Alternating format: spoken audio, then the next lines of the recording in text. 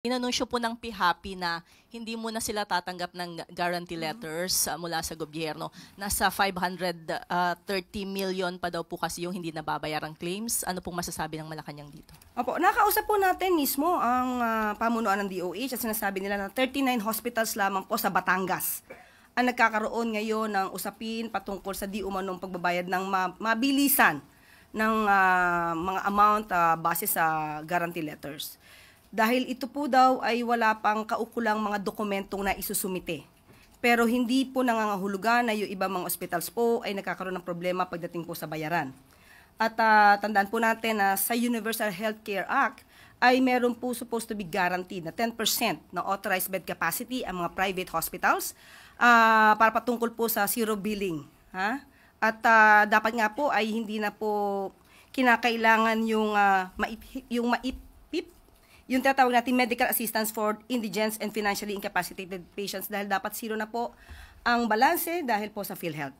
At kung mas kakailanganin po ng ating mga kababayan na sila ay at malapit sila sa mga DOH hospitals, hindi po kailangan ng GL doon or guarantee letters.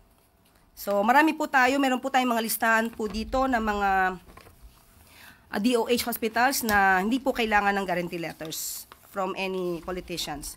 Dahil po kapag po DOH hospitals, ang social worker po mismo ang tumitingin kung sila qualified at hindi naman po politiko. So, ang ilan po dito na aking mababanggit, marami po kasi ay Philippine Medical Center, Lung Center of the Philippines, NKTI, Philippine Health Center, East Avenue Medical Center, Amang Rodriguez Memorial Medical Center, at marami pa pong iba. Mamaya ibibigay ko po sa inyo kung kayo po ay nangangailangan ng kopya ng DOH hospitals.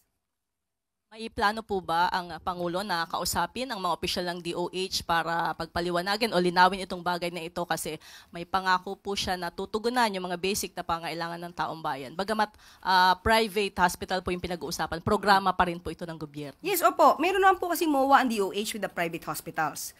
At sabi nga po natin, hindi naman po nagkakaproblema ang gobyerno patungkol po sa pagbabayad ng mga bills po ng ating mga kababayan na covered po ng guarantee letters. Dito lamang po sa 39 hospitals na kinakailangan po ng DOH yung ibang mga dokumento para po sila mabayaran. So, doon po sa maniningil ng mga hospitals, kumpletuhin lang po yung inyong mga dokumento dahil po ang DOH, ang sinasabi sa atin, ay may sapat na pondo.